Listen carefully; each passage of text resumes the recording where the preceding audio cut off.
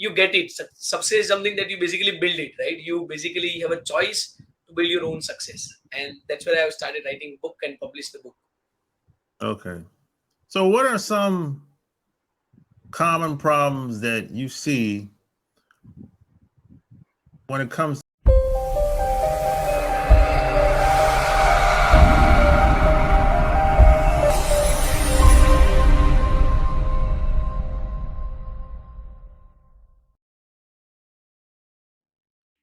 This episode is brought to you by ERC, Employee Retention Credit. They specialize in getting money back for your business. Receive up to $26,000 per employee. It only takes 10 minutes to see if you qualify. Go to my website at lopezlasane.com, and on the top of my website, click the tab that says Get Money Back, or click the link in the bio. So don't wait on this. And the best part about this, it's absolutely free. No fees up front. You have nothing to lose. So go to my website or click the link in the bio and get started today. Welcome to another episode coming at you from kingofcashflowwebsites.com. I'm your host, Lopez.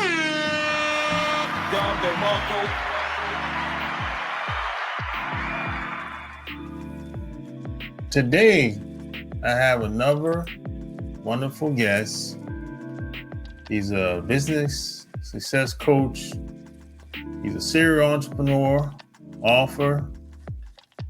He's an educator and has coached over a decade of experience of coaching people, trained more than 20,000 people all over India.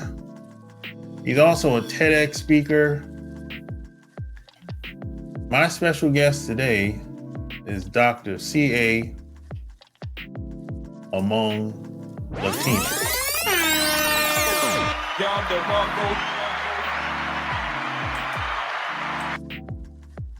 So where are you from? So I'm from India, Gujarat, and namaste from my side. That's good. So how'd you get started in business? Because man, you're in a lot of different things, man. So how'd you get started in business? So business, if I talk about, like, my father was a businessman actually, and I come from a family of entrepreneurs. But there was sudden financial crisis in my family, and things moved upside down. And then I had to go for education. I started my degree. I started working for my degree, and some point in time I thought that okay, degree is everything. I started having job, but then I realized I'm not meant for the same, and that's where I started finding my passion. And I did many things, as you said. I did multiple things, and then I realized what I'm meant for, and finally I'm chasing my passion and doing entrepreneurship thing. Yeah. So as a kid growing up, how was that? Did your father kind of force you into getting into what he was in, or what did they kind of like just let you kind of go as you wanted to? How was that as a kid? So as a kid, as I said, see, my father actually got paralyzed at a very young age, and we had few financial crises. So my mother had to work, and at that time, like, I was taught that, and I also thought in some way that if I get good education, I would be able to make good money, and I would be able to settle, and I would be able to make for my family, right? So only thing I was thinking at that time was a good education, a college degree, and other things, right? So they let me choose my thing. Rather, the thing was like, at some point in time, I asked them, okay, I want to do this degree, and they said, are you capable? I said, yes, I think so. And they said, okay, then do it. We cannot do anything, right? So I had to choose my own path. I had to do my own things. I took some degrees, I took my job, and then in a way I realized things are not working for me, and then I came back to business and entrepreneurship. Oh, okay. So what made you say, hey, you know what? I'm going to start my own business. I'm going to do my own thing. What made you have the confidence to do that? Yeah. So See, at back of the mind, I always thought of having my own business, but what made you really think was, uh, I think I was at a very good position in my job actually, and I was giving so much of time, effort, and energy, and still at some point in time, I realized that I'm not getting the return as per the time that I'm giving, right? So my business and the one whom I was serving was growing multifold, and I was basically growing like the linear progression was there, right? There was no outbound progression. So that's where I thought if I want to grow and if I want to really have a flexibility and a freedom, I would have to have my own business. I would have to have work on my own ideas. I would have to have work on my own execution. And that's where, like, before 6 years, I thought, let me do my own things, even though I'll have to, like, kind of create a new path for the same. But that's where I thought, if I want to have a freedom, flexibility, and have my own growth, I would have to do my business. Yeah. Gotcha. So how many businesses have you started? So actually, right now I am into fifth business of mine, right? So I worked on 4 different business, failed in 3 different business, and right now handling and maybe growing and working very good in 2 different businesses. Yeah. And how many? So your focus is in like what space? Is it tech? Is it? So we are basically there are 2 different businesses which I am basically working right now. One is a business consulting where we help business owners to grow their business. We kind of coach them. We kind of help them from basic, from to growth stage to marketing to kind of taking to the IPO level and different levels, right? So we basically help them grow. And second is basically a tech business on which I'm working, which is a startup, and we are trying to build that educational edutech business here. Okay, so you're mainly focusing in India, or you're expanding worldwide? So right now we have started with the niche, which is Indian niche, right? But we are planning to expand worldwide also, because at the end of the day, business is business, and we can help business owners, we can help startup owners to grow, scale, and do multiple things. So we are planning to have it all over the world, right? But yeah, we started with Indian niche and Indian focus. Okay, so how'd you get into speaking? Because I saw your TEDx talk. It was really good. How'd you get into that? Like I said, even when I was in job and I was doing multiple things, I was always fascinated by the teaching. I kept on learning things. I kept on uh, giving some talks, and most importantly, I was working around to manage my time. Like as I said, one of the major decisions that brought me into the business was also the time value of money that I was not getting. I thought the efforts that I'm putting, so there was constant. I was obviously thinking and at all the time working around how I can manage my time better, how I can effectively multiply my time or rather leverage my time. And I kept on doing research around that, kept on sharing talks around that, and that's how some good people connected with me and they asked me to give a talk on the how do you manage your time and how do you use your time and leverage your time to do better in your life. Yeah.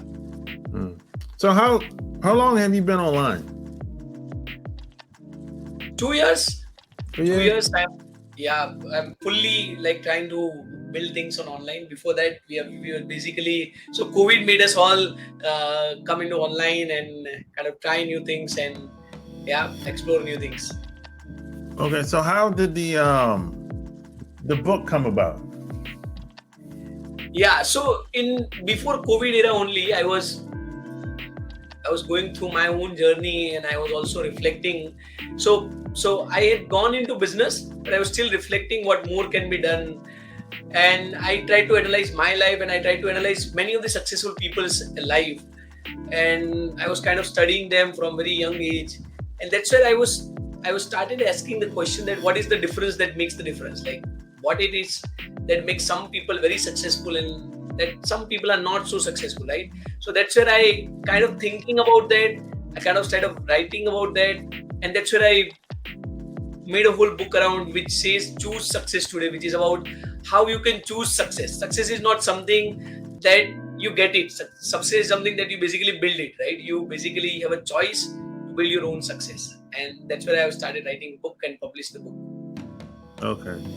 So what are some common problems that you see when it comes to business owners? See, the common problem that I see and that I coach also many of the people, the very first problem that business owners and small and medium-sized business owners are facing is that they do not have a right processes and systems in place. So what happens, like when they start their business, they are like solopreneurs, they are like single individuals, and they are doing the marketing also, they are doing the sales also, they are handling the operations also, right? They are the one who are doing everything. But when they start growing the business, right, somehow they are not able to kind of delegate the things, create a processes for the things, create system where they can track the things. So what happens after a point in time that you started growing, but because you are not able to delegate it, because you don't have a processes, because you don't have a system, somewhere you yourself become a bottleneck of your own growth, right? Yeah. So the biggest challenge and the problem that I see right now is not having right process and system, not able to delegate it. I see many of the business owners, even after the business has grown, they are still into the operations, they are still into the marketing, they are still handling everything, right? So like I call them, they are like push owners, right? They are always pushing things, right? The things are not happening automated, but they are behind everything, and that's why they are becoming bottlenecks. So one of the major problems that I find in a new business and mostly the growing business is not having right process, right system where they can scale things. Yeah, I think I always say most people, they just created another job. Right? You know? So you must meet people all the time. They reach out to you in some, either online or in person or what, some type of way, and they might say, "Hey, I got a good idea." So what would make you want to help them? Based on the idea, or maybe they have a business plan, or maybe they have a good strategy. What would make you want to help them? So there are 2-3 things that I always ask them. The very first thing is how much passionate they are about the idea, because like, I see nowadays every person is having 1 or 2 ideas on which they want to work, right? But the point that comes into, are you really having a plan that you want to execute? And second, most importantly, have you checked and done the research that this idea can be really validated? If I find that the idea can be validated, and if I find that there is a scope and kind of the model which they want to go is workable and scalable model, then we start working together. Then I can help them, and we kind of build it from there. So the very first thing that we see on the 3 parameters that we generally validate any idea, the very first parameter is the market competition. That whatever idea that you have brought, how much competition is there in the market, right? The second parameter that we generally look out is basically the market demand, right? The problem that you want to solve, is there a demand of that particular solution? And most importantly, we say the market growth also, that okay, right now the problem and the demand may be less, but does it has an opportunity to grow and like go through it, right? So these are the 3 parameters we check. And if the parameters are good, if the growth is good, if the demand is good, the competition is low, the idea is worth going, and we start working toward it. Yeah. Gotcha. So what made you decide to come online? Because I know a lot of people that's already established, and they don't want anything to do with coming online at all. So what made you say, "Hey, you know what? Maybe it's time for me to take things online"? So idea that internet is the place where you can kind of leverage your time, right? Where you can reach more people in a less time. That particular idea has always motivated me to like kind of go online, because when I was doing physical things, and see, God grace, and like right now what we are talking is also because of when I decided to go online, right? Online is the place, and internet is a place where you are able to reach more people in a less time. right? Your tweet can go viral and you can reach to thousands of people, right? Your video can go, your content can reach to multiple people, many people can connect with you. So there are thousands and lakhs of people who are there, who want to consume kind of content that you're creating, kind of business that you're doing, right? When you're offline, you're not able to reach those many people. So if you ask me what made you come to online, it is mainly an idea and a concept that you can reach to more people in less time. That's what made me think and like kind of come to online. Yeah. Yeah. So, how did you get into training, like social media, NLP? What made you go that route? Because a lot of people will kind of like they might get into the marketing, but when it comes to NLP, and they're like, oh, I don't want to. I don't. Now they might know it and understand it, True. but they don't want to. They don't want to teach nobody anything like that. So, what made you go that route? So, see, as I said, I was always fascinated and interested by the human behavior. And I always started asking questions that how does certain things affect people, how people take decisions, and because I was into business coaching and consulting and meeting with people, guiding them. So that's where I always also thought, what more can help me help them, right? So kind of what more tools I can learn, what more things I can do, what more understanding I can have so that I can understand them better, help them better. And that's where I started looking out more and more things like NLP. I did my Gestalt also. I did Reiki practitioner and pranic healing and many certifications and many things so that I can understand human behavior better, help them better, and kind of help them grow their business. Yeah. Gotcha. So what's Growth Thrive? Let's talk about that. Yeah. What's Growth Thrive? So Growth Thrive is basically an organization which help business owners to grow. It's basically based on the concept that you can grow as well as thrive in your business with some tools, with marketing, with online going, with use of internet, leverage. So it's basically an organization that helps business owners to grow and thrive. Gotcha. So, knowing what you know today, if you could go back to when you got started, what would you do different, if anything? I would come online on an early stage. Right? Gotcha. I started taking it seriously maybe 2 years back. If I can go back, maybe I'll do it 6 years, 10 years back, and things would be even better. It's never late, but yeah, earlier the better. Yeah, you should. Yeah, you're a good speaker, man. You should. I think you should be in the camera much more. You're really good. Thank you. So